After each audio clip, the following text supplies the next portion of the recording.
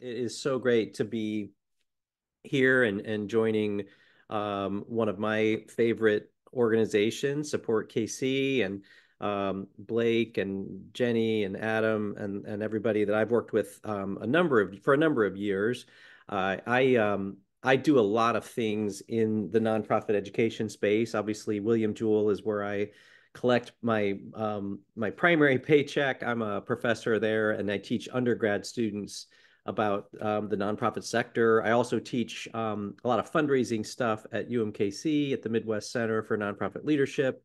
And I've done a lot of consulting, a lot of strategic planning and fundraising, board governance types of work in my time. And so I chose a topic today that I would say is probably definitely a more of an academic topic. And I looked at the topics that have been shared in these sessions in the past year, and so many things that I do, like how to write grants or how to how to do some basic fundraising stuff. It looks like you guys have done some of that stuff, and so I thought it would be fun to kind of dig into why does the nonprofit sector exist in the first place, and why in the United States, and how did this all come to be, especially with the 4th of July next week. I think there's some interesting topics to talk about. So I love this topic. I could talk about it all day and feel really passionate about it. So I'm going to go ahead and jump in. And if anytime anybody has any questions, feel free to just raise your hand. I can't see everybody at the same time. So just raise your digital hand and I will definitely call on you. And we'll have some chances to ask some questions and have some discussion as we go. So first and foremost, just to start this out, I wanted to throw out an idea that the ancient Greeks had two different types of time. They had Chronos time and Kairos time. Chronos time is much more in alignment with what we think about in today's world of marking time with minutes, hours, days, months, years, and in terms of like what's happening in the next moments. This next slide, I love this slide. It's really a graph of what a human lifespan looks like in terms of years and even months. So you can look at yourself on this chart. I mean, I'll just throw myself under the bus here. I just turned 56, so I'm right here, and I'm really in the first month. So I'm like right in here. So I'm definitely heading into the last part of my life. For so many others, you're probably somewhere in your 30s or 40s. Maybe some of you are in your 50s as well. But you can actually find yourself chart exactly where you are. And I think as far as the idea of Chronos time, this kind of puts everything into perspective. How much time have you had pass in your life versus how much time you hope is left? I mean, my goal is to make it to 80. And so I'm basically in that final stretch here of years, but it's okay. I've had a great life. So that's Chronos time.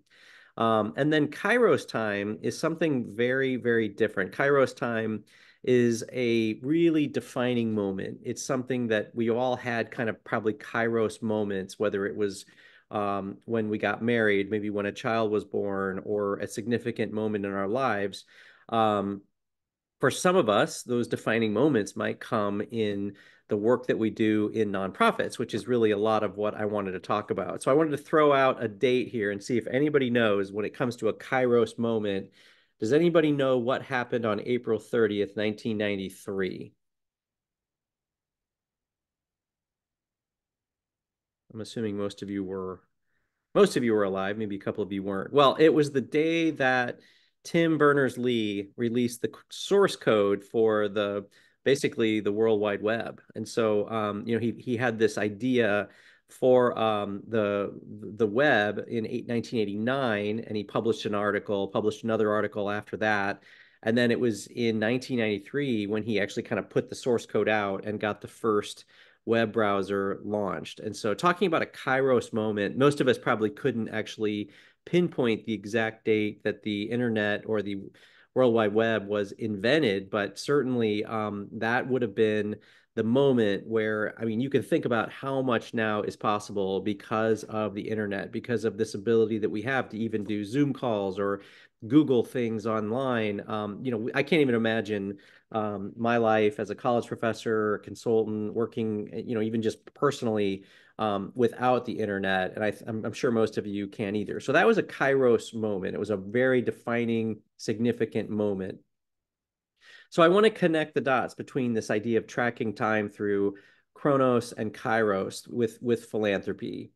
So, what is philanthropy? Well, I have a very simplistic definition. The word philanthropy comes from the Greek word philanthropia, which means love for other human beings. And I would say it's very simple in that it's about a call, it's service to all creation, whether that's to people, animals, just service to other nonprofits like Support KC does.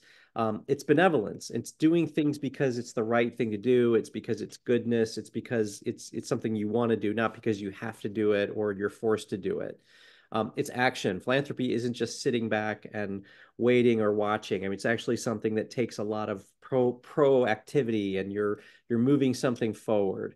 I think of it as a state of being. I teach a class on the introduction to philanthropy, and one of the biggest things that I teach is, just helping students get into a philanthropic mindset. And I have a weekly assignment where they are supposed to go out and do something good. It's like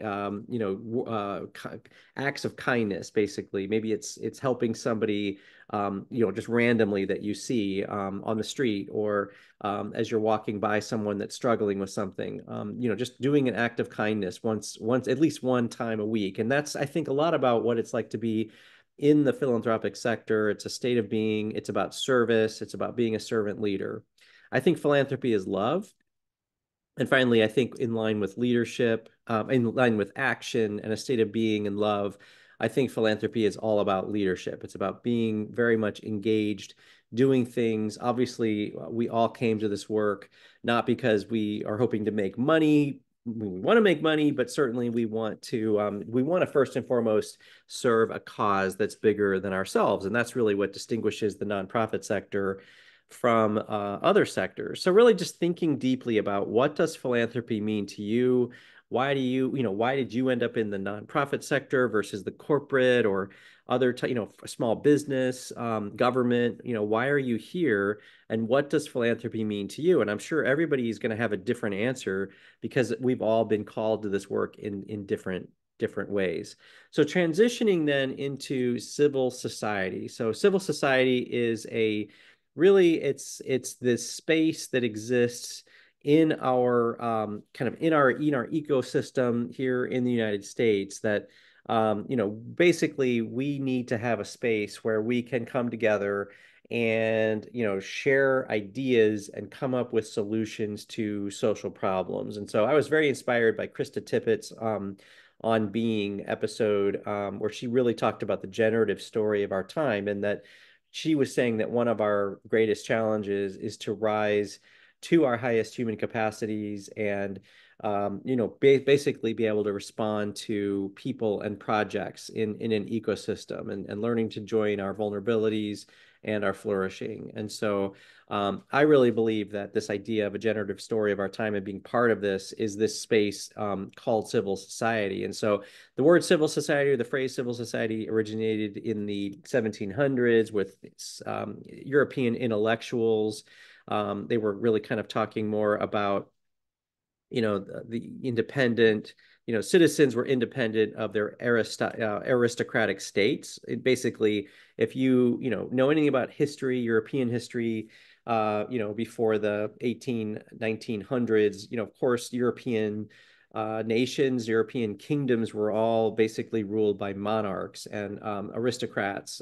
There wasn't much in the way of just common average people having any power in their societies. And so this was an idea born by these intellectuals that said, yeah, I mean, citizens, of these states exist separately from their hierarchical nobility, or the ruling classes.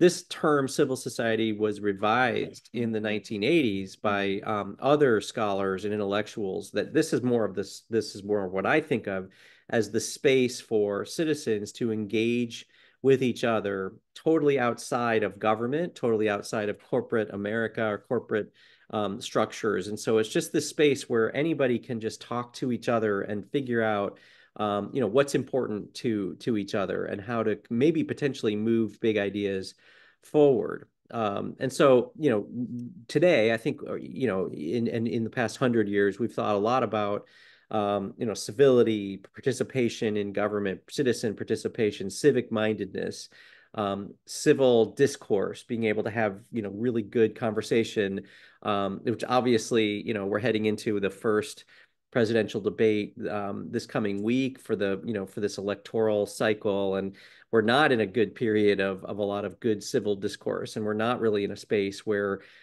people are able to really share ideas without, putting each other in tribes and demeaning each other. But the space that we call civil society is supposed to be the space where we can come together as human beings, as citizens, and talk about challenges and things that are facing us as individuals or as communities. And this is a space that fits between government and the corporate or private sector. And so this is my favorite slide of all time that I present in a lot of my college classes where I teach nonprofit leadership. But you can see this is a slide that really talks about civil society in context with the other sectors of our society. So we can say civil society can be synonymous with the nonprofit sector. And then on the right-hand side of this, we have the government sector or the public sector. Of course, that's, state, city governments. It's the national, federal government in Washington, D.C.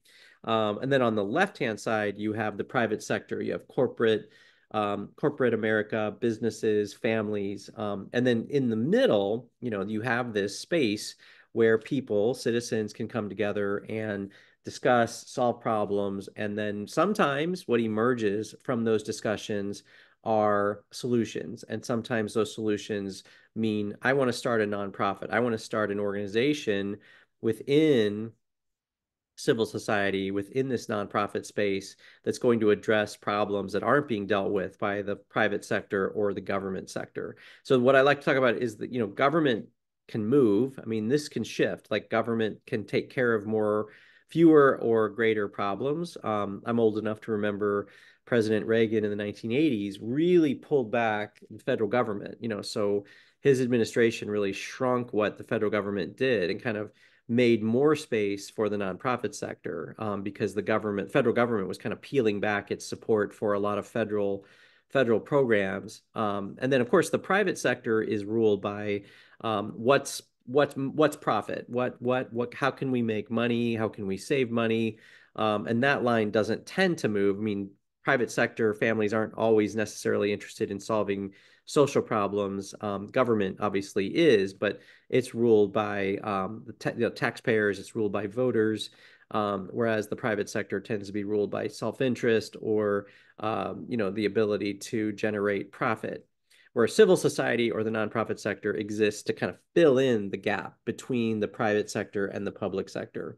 So we'll get more into that a little bit later, but I think of civil society much like a primordial soup. We've all heard of the evolutionary ideas around,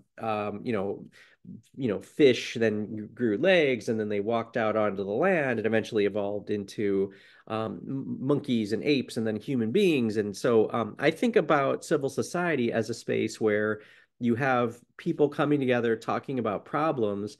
And sometimes out of that primordial soup of civil society, where all this discussion and discourse is happening, sometimes a nonprofit will emerge out of that soup where it actually crawls out and has legs and begins to live a life of its own as its own sort of legal corporate entity.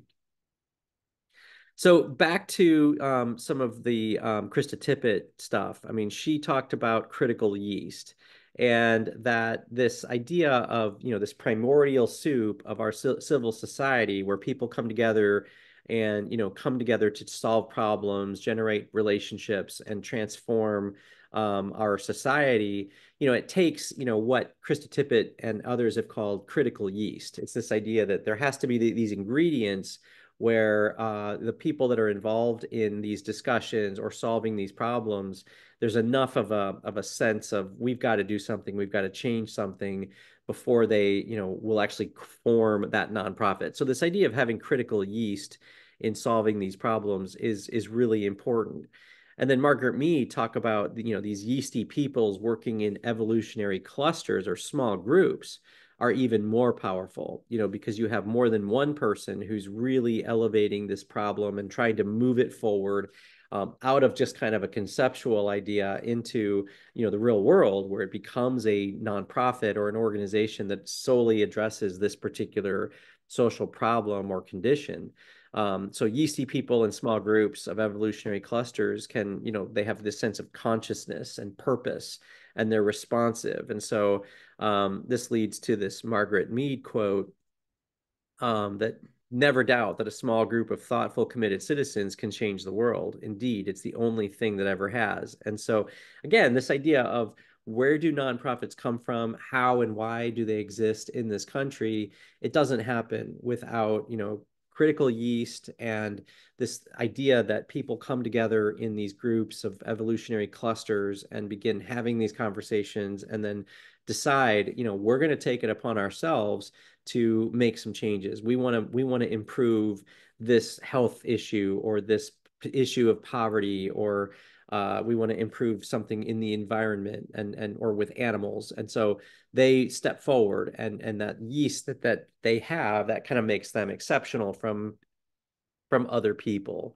So we can think about, from this primordial soup of civil society, yeasty people coming together in these evolutionary clusters with kairos moments. I mean, there's a moment where somebody says, let's stop talking about this. Let's actually move this idea forward, that ultimately become part of this generative narrative of our time, which is really, I think, what it's all about. How do you participate in the movement of our society, its movement forward and improving itself? And so I don't have the statistics here, but we add about 50,000 new nonprofits every year in the United States that become, they move from, ideas and conversations into the civil society, into the nonprofit space. And so that's a really big number over time. And that, that we literally have, thousands of nonprofits, in Kansas City, in the United States, that are all addressing problems. But that didn't just happen magically. I mean, that took really, really, people that came together and really talked about it. So let's dig a little bit more into, the United States as a society, how and why did the nonprofit sector come into existence? So to kind of talk about the civil society, or to talk about the nonprofit sector in the United States, we have to go back a little bit to England.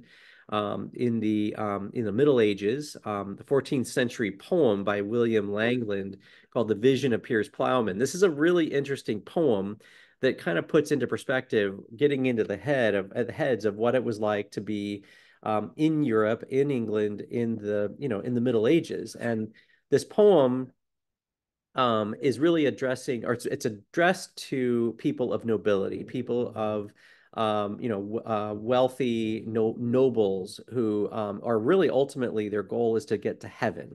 It's kind of the bottom line of people in the at that time. That was probably one of the most important things. And so the message is, and therewith repair hospitals, help sick people, mend bad roads, build up bridges that had been broken down, help maidens to marry or make them nuns. I love that. That kind of gives you a perspective of the role of women in 14th century England. Find food for prisoners and poor people, put scholars to school or some other craft, help religious orders, and ameliorate or lower rents and taxes. So if we were all together in a room, I would stop and I would say, well, what does this tell you about, the 1300s in England, in Great Britain, in the UK? Well, it would tell us that, nobody was fixing roads. Nobody was helping the sick. Nobody was helping feed prisoners, or helping unmarried women. Whatever the social problems were of the time, the basic burden of fixing these problems fell on noble classes, wealthy classes, or the aristocrats. And it was really just upon their goodwill, or their benevolence, their generosity, to use their own wealth in order to do these things. So, this idea of a philanthropic sector in the UK at this time didn't really exist. It was really just kind of up to the wealthy nobility to do these kinds of things. So what's interesting, by about 1600, the Poor Laws of England were passed that required churches to really do all of the things that weren't being done otherwise, to feed the poor and help the sick. That this kind of was put on the backs of churches. So government really wasn't playing a role at all. And again, most governments the government of England at the time, of course, was a monarchy. It was all based on, family blood ties that gave people the ability to be the rulers of the country, much like all other European countries at the time. And so I just think it's really interesting to think about the evolution of, who was taking care of social problems. Well, it started out as the monarchs, then it moved into the church.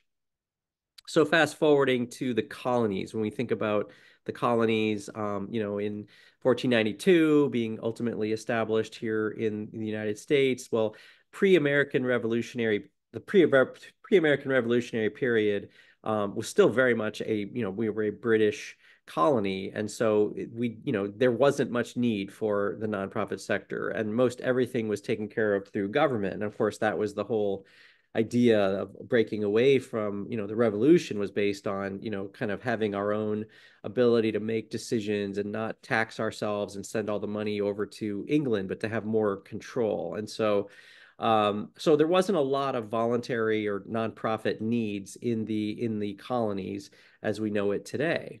There were people like founding fathers like Ben Franklin, who has a really interesting, career, obviously as a founding father, but he really had an interesting view of the nonprofit sector, which kind of you can see how he viewed what became the nonprofit sector, kind of the way it evolved in terms of his idea of what nonprofits should do. And he actually founded something called a junto in 1727, or the Leather Apron Men, where he brought people together. They wrote papers and met, maybe once every couple of weeks or once a month. And they talked about a specific problem in society and kind of working collaboratively. And so, kind of very early kind of voluntary association. Franklin had, again, had some interesting views, despite his own generosity. He didn't think it was, the government's job to take care of public poverty. He viewed it as like, you're helping to encourage people to not take care of themselves, to be lazy or idle or wasteful if we're just giving people things. And so he kind of put public-private support together, with both public government funding as well as, private funding, to create the Pennsylvania Hospital for the Sick Poor. And then he also did something similar to found the University of Pennsylvania. So you can see some very early efforts on behalf of Franklin, to kind of cobble together some private public support to address some of the needs in the colonies at the time. And so, interestingly, too, during this period, the colonial period, the first recorded fundraising campaign was to build Harvard College in the Massachusetts Bay Colony in 1642. And it was several clergymen went to England to raise money to create Harvard. And so these were just ministers. They weren't necessarily professional fundraisers. They were just basically, they saw a need to create, a college or a higher educational institution, and they took it upon themselves to do that. And so again, not something that the government built or that anybody else was doing, but people just kind of seeing problems and addressing them. So again, during the colonial period, people volunteered to build roads, town halls, other public works. They were, compelled by law to labor on behalf of the public. And it was just a common way to pay taxes. So it wasn't necessarily voluntary, but definitely created this kind of sense of, giving back to our community that maybe wasn't in existent in Europe at the time, because there were, we didn't have that monarch that was here that just took care of things.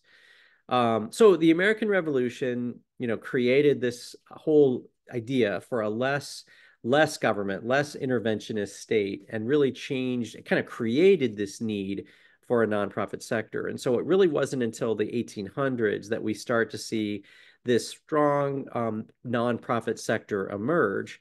But before we get there, I mean, what's interesting to me is that America's nonprofit revolution really occurred with very little fanfare. There was nothing in our founding documents, and by founding documents, I mean the Constitution or the Declaration of Independence or any of the documents that were created to found the federal government. Nothing in our Constitution or our founding document says, and there shall be a nonprofit sector that will be created. You know, we have the branches of government, the judiciary, the Congress, and of course the presidency, separation of powers. All of this stuff is built into the government that was set up, but nothing is really stated explicitly about the nonprofit sector. So it's like, well, okay, well, how did all this come together? And so ultimately, I think because of several factors that came together at the same time, and based on the kind of government that was set up, i.e., a democracy, you know, a free market economy, you know, the fact that people had the opportunity to, you know, to take a lot of liberty on their own, you know, kind of created this whole environment for people to take the reins and do things to help themselves, help their communities. But a couple of other things, Thomas Jefferson wrote something called the Virginia Statute for Religious Freedom, which some of you may have been familiar with in history or other opportunities. But basically, this was the idea that the church should be separate, that you should be free to practice whatever religion you want, and therefore religion would not be something that would be a government entity. And so that was a major shift. And if you think about the ramifications of that, if churches aren't going to be controlled or you know, animals of a government, then what are they? They're not businesses. People aren't paying, you know, they're not paying to go to church. They're not paying for it like they would go to a general store. And so it kind of created this space in the middle between government and the private sector. And so this idea of religious freedom really in many ways kind of embodied the idea that, you know, we would have this nonprofit sector, very unintentional. Another document that you could look at would be the Federalist Paper number 10, or if you're familiar with the Federalist Papers that were written to kind of promote the passage of the Bill of Rights and the Constitution during the Revolutionary period. James Madison talked, and there were lots of founding fathers. Washington talked about the dangers of factions, and cautioning against factions. And I think in that kind of way, they meant factions as in political parties. You know, that people would become very divided. Well, guess what? That's we certainly have found ourselves in a very divided nation at this point in time, and so. But I think to recognize, I think what Madison talked about is that liberty or freedom is to faction what air is to fire, an ailment without which it instantly expires. So basically, if you're going to give people freedom and lots of choices and ability, then you're almost going to ultimately create a lot of factions and division, because people then can align themselves with different beliefs, different ideas, and this idea of a multiplicity of sects that pervades the United States. And so you can talk about that in a very political way, i.e. political parties. But I think if you translate that into nonprofits and the fact that, we have this freedom to establish nonprofits to do different things, millions of different things, unlimited ideas that can be pursued in order to help advance causes, that this idea of factions, I think, comes into play. So back to Thomas Jefferson, the American Creed by Kathleen D. McCarthy, she actually talked about Thomas Jefferson's epitaph. And, this is all Thomas Jefferson wanted on his tombstone where he's buried. And he wanted to be known as the father of the Declaration of Independence. He wanted to be known as the author of the Statute of Virginia for Religious Freedom, and he wanted to be known as the father of the University of Virginia. Well, Thomas Jefferson was many things. I mean, he was a Secretary of State, he was a vice president, he was the president of the United States. I mean, he did so many things, but it's interesting that he wanted those three things to be on his tombstone or on his epitaph. And so I found that really interesting. because those three things are really what we can think of as like the Rosetta Stone for civil society, really understanding those three things that Jefferson really wanted to be known for also set the stage for creating this civil society or the nonprofit sector that we know of today. And so basically, the Declaration was kind of this idea of bringing a lot of different ideas together, competing interests and associations and freedom. I already talked about the the Virginia Statute for Religious Freedom and the fact that creating religious freedom opened up this whole middle ground between government and the private sector, where churches would live, and then ultimately other institutions. And then the University of Virginia, at the time, was not created as a public institution, but more of a private institution. And, how can these kinds of institutions of higher education create and help promote civil society where people can come together, discuss ideas, agree on things, make changes, and decide to move things forward. And so those three things I think are really important. And again, this idea of a Rosetta Stone, or interpreting how is it that we in the United States ended up with a nonprofit sector when it never was really the intention of anybody. It was never written down. It was never codified.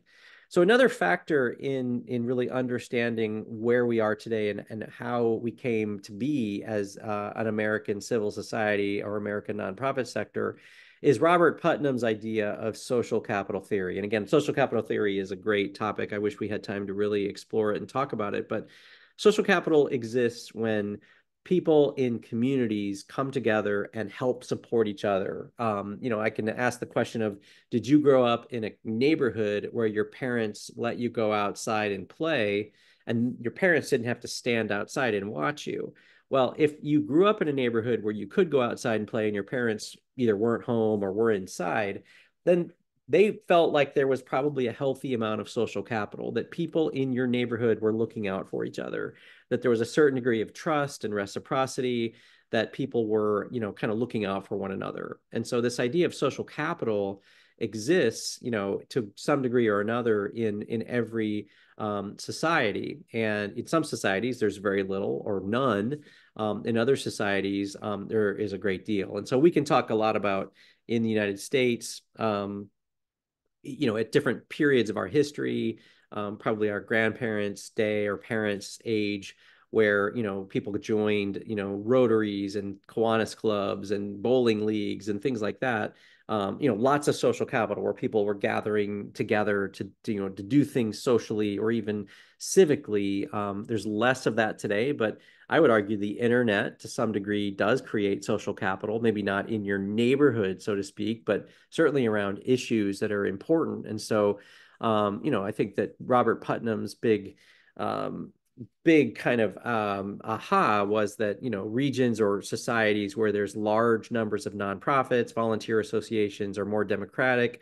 They have higher levels of civic engagement, whereas regions with fewer nonprofits or social networks are less, or they're more hierarchical and they're more rooted in force rather than the rule of law. And so it's interesting just to think about this idea of social capital coming together, as the United States evolved, and people were, certainly in frontier America, where there was a heavy reliance on your neighbors and people that lived around you for, help during, when people were sick, or building a barn or whatever. And so this idea of social capital was very strong in the United States from the get-go.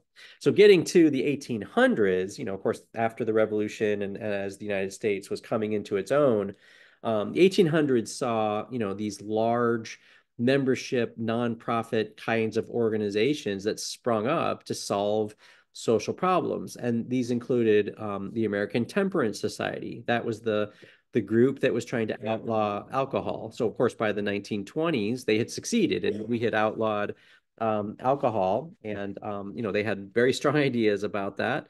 Of course, anti-slavery societies were extremely important to the evolution of the emancipation of slaves in 1865.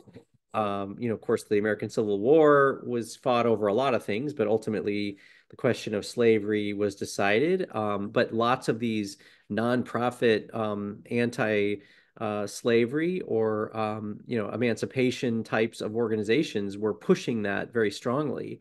YMCA's were founded in 1851. Basically, they started out as railroads were being built across the West.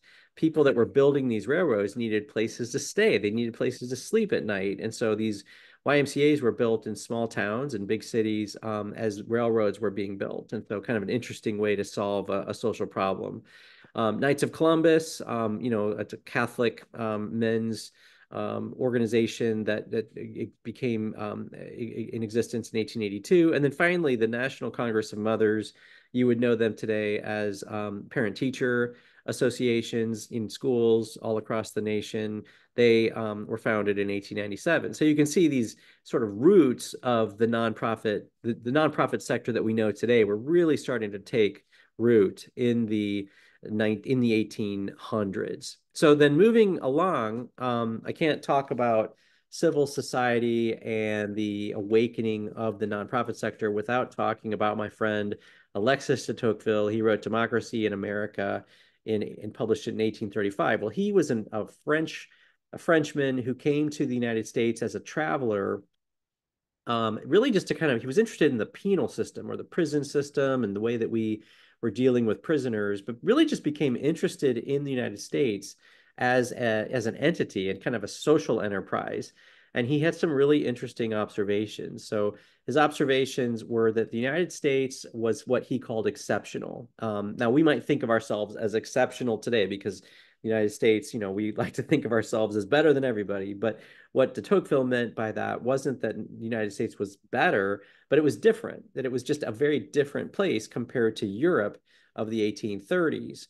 And what that really meant was that in Europe, Europeans weren't just solving social problems on their own. Europeans were waiting. They were sitting back and waiting for government or the king or the queen or the duke to come in and actually solve a social problem. What de Tocqueville really called out in the United States at the time was this idea that, Americans had something different. They were exceptional in that they took the reins and were solving problems in their neighborhoods or in their communities or on the frontier, wherever Americans were, they were taking control. So we can say then that the United States, the reason for existence is very ideological. That Richard Hofstadter, the historian, said that it's been our fate as a nation not to have ideologies, but to be one. And so that brings me to the American Creed, that really kind of was an idea that I think G.K. Chesterton talked about and kind of crystallized in terms of, that the creed that we feel very strongly about as Americans is not something that you'll find in any of the founding documents, but this American Creed very much kind of represents a lot of the way Americans see the world or see ourselves and see ourselves interacting with one another here in this country. And so all this fits together, trust me. So Chesterton kind of crystallized or conceptualized this American Creed. So the 5 elements of the American Creed are liberty, egalitarianism, individualism, populism, and finally laissez-faire. So some of you probably recognize these. I'll kind of unpack these quickly.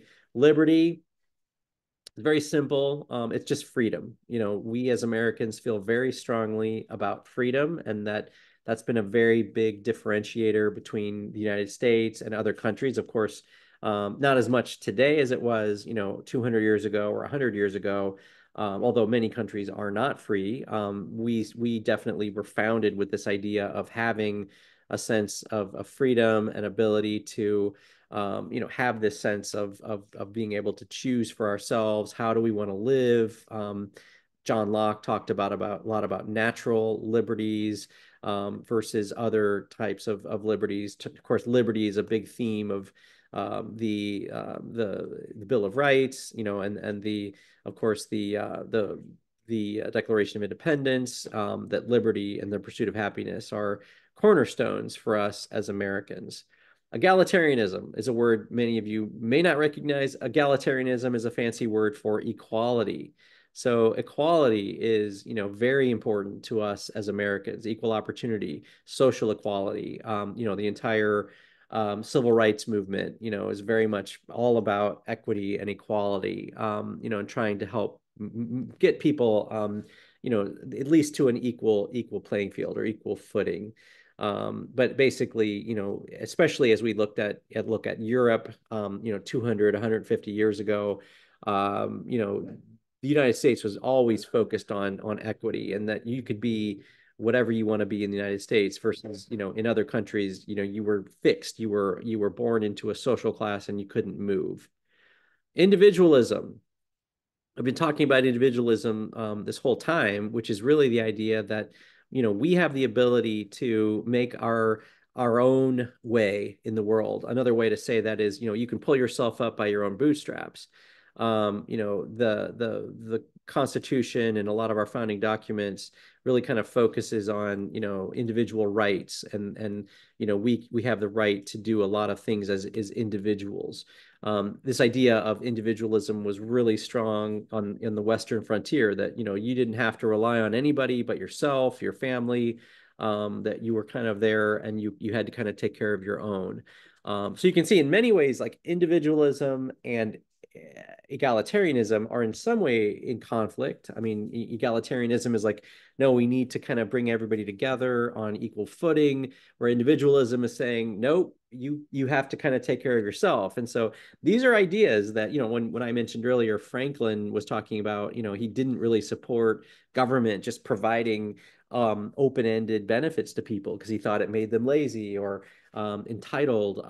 That's kind of an idea that a lot of Americans have, that we don't want to just do everything for everyone. And a lot of nonprofits that I've encountered very much feel that way. They're not there to fix all the problems. They're there to help bridge, families as they go through problems or trials and things like that. And so it's an interesting these American creed or American virtues or values very much show up as we think about and talk about the nonprofit sector and why it exists. And so moving on, populism is very much just the idea. Kind of already mentioned this a little bit, but that ordinary citizens, can be whatever we want to be.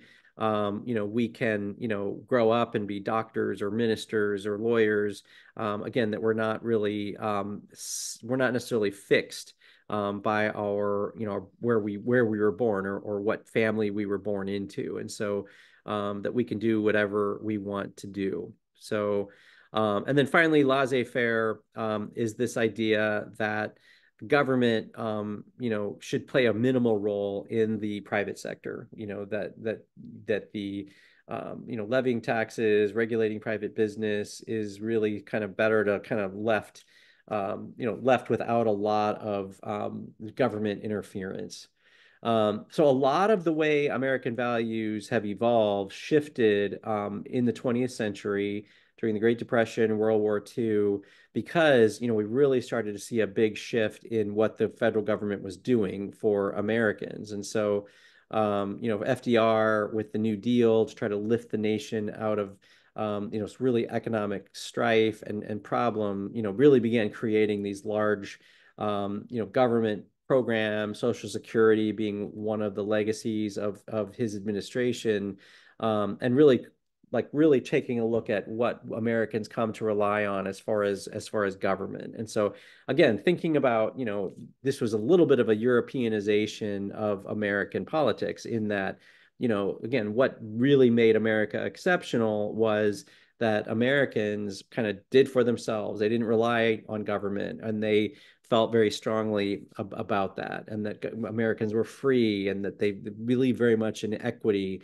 And so all of these competing values, I think, have kind of been evolving over the years, over the centuries. And so, historically, philanthropy has played four key roles. One, the power to define, creating charitable institutions, strengthen the bonds of civic engagement and social reciprocity, very much tied up in the ideas that, we've been talking about related to Philanthropy is so key to helping give people a place in society with social capital to help, do the things that they want to do in terms of, here's a social problem, let's fix it, let's do something about it. Again, tying in individualism.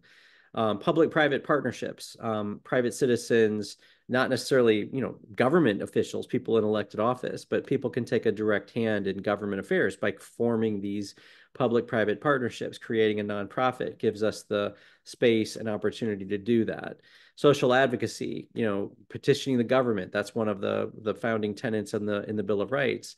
Petitioning the government to try to help solve problems. And this is another vehicle that nonprofits create, the opportunity to petition our government for a redress of grievances and trying to solve social problems. And then finally, economic function, basically how do nonprofits play a role in promoting economic development or even just economic viability among people who are in poverty or people who are even not in poverty. How do you help people take care of themselves? Again, that whole idea of liberty and also independence. So I have an example of the American Red Cross, kind of how it grew out of the kind of out of the civil society. I wanted to pause. I've been just jabbering for the last 50 minutes, 45 minutes. Want to see, there are some chat here that I haven't really been able to look at. So questions, comments? Yeah, Tom, we did have a question from chat. Bill Blessing asked if you could discuss the difference between benefit corporations and nonprofits. They blur the boundary between private and civil society. Thought that was a great question. Yeah, okay. And Bill, what when you say benefit corporations, can you say a little bit more about that? Different states have different laws, sometimes called B corporations and so forth, where they publicly state that their goals include civil objectives and not just profit making. Gotcha. Yep. That's kind of what I was thinking, but I wanted to make sure. Yeah, I think you raise a really interesting point about, as nonprofits have evolved more recently in the last 20, 25 years, things have gotten a lot more professionally run and more advanced. And yes, you're absolutely right. The IRS has created more and more designations and opportunities for corporations to not just be for profit or nonprofit, but yeah, you have B Corps and other legal structures that mostly revolve around the idea that an entity is created that can do something for a social cause as well as creating some opportunity for revenue distribution either back to the shareholders or back into the entity itself to help continue its work. And so I think it's an interesting outgrowth, and I think we're seeing,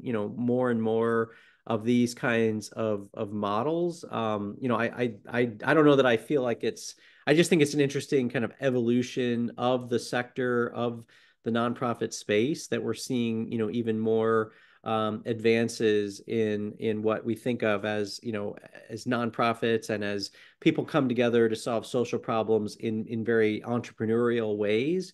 I'm struck by the fact that, most of what I do every day is work with, Gen Z kids or Gen Z young adults, certainly millennials, people who are millennials, and most of the pretty much unanimously younger generations are very interested in how can they give back, how can they do something for the greater good or the greater society. And so I think these different corporate entities and structures, I think, offer social entrepreneurs or entrepreneurs some choices in how they want to go about doing that. And I think it's great. I think we're seeing more and more of it, more and more entities like these corporations that get set up and are out there again, doing something about a social problem. I think there's an interesting economic model, I'm thinking of,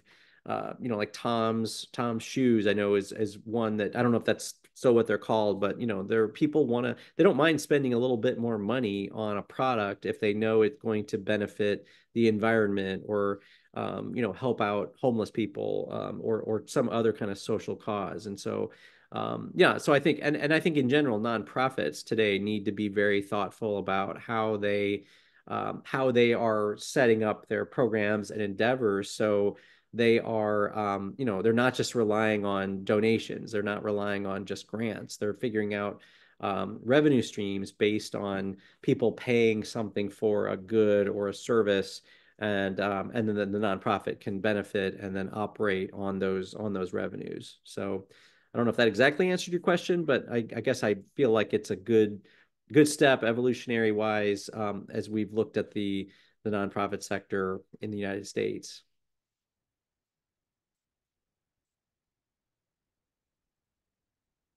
Any other questions, comments? Hey, Tom, can I ask you a question that it's harder to put in the chat. Is it okay, Adam? Yeah, no, go ahead. Yeah, absolutely. Please ask.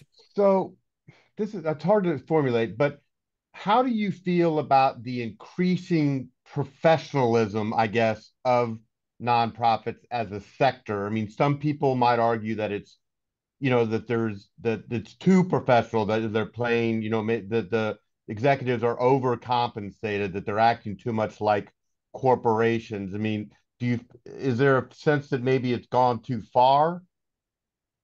Yeah, we could talk all day about this, Mike. I mean, I feel very strongly that, that there are some very interesting, talking about evolutionary ideas in the United States. I mean, it kind of came out of the Protestant, um, the Protestant uh, um, people who came to this country, that they were making a lot of money, and then they were tithing, they were giving back, but they were only giving back maybe 10% of their income. And then somehow or another in the United States we have capped, it's like, well, if you're only giving 10% of your earnings, then nonprofit people should almost take a vow of poverty, and that people that work in this space shouldn't be compensated like the rest of society. So if you work at BMW, or if you're a BMW as a corporation, you can spend billions of dollars on salaries and marketing and advertising, whereas nonprofit organizations get beaten up for doing those things. And so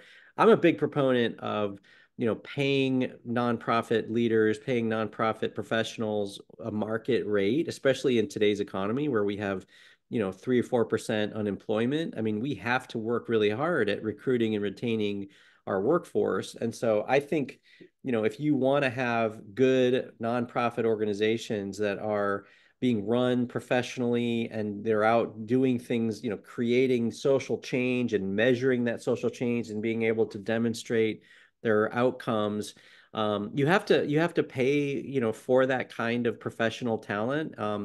I know that I've worked with a lot of nonprofits that, as especially a founding, when a nonprofit is founded, and no offense, I mean, it can be run like a mom and pop operation, it's a very sort of, bootstrap, you just kind of do it, however you can. But as a nonprofit grows, evolves, matures, becoming more professionally run, having a professional board of, governing it as an entity, professional pay and benefits and all the things that come along with that.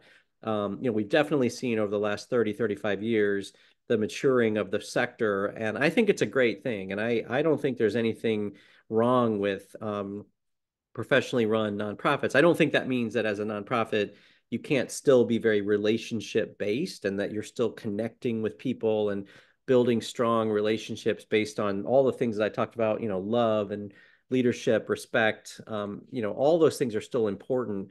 And I think sometimes a nonprofit, if it's getting too corporate, it can kind of lose some of that. But I think having a professionally run nonprofit, you're talking to the choir here. I mean, I'm teaching this stuff to kids that want to go work in the nonprofit space. And so it's a really important thing to me that we're building the next generation of nonprofit leaders who are who are very intentional about going into this work, who see it as a profession, but also as a calling. And I think it's really, really, really important. And I think at the end of the day, for donors, there's no question that they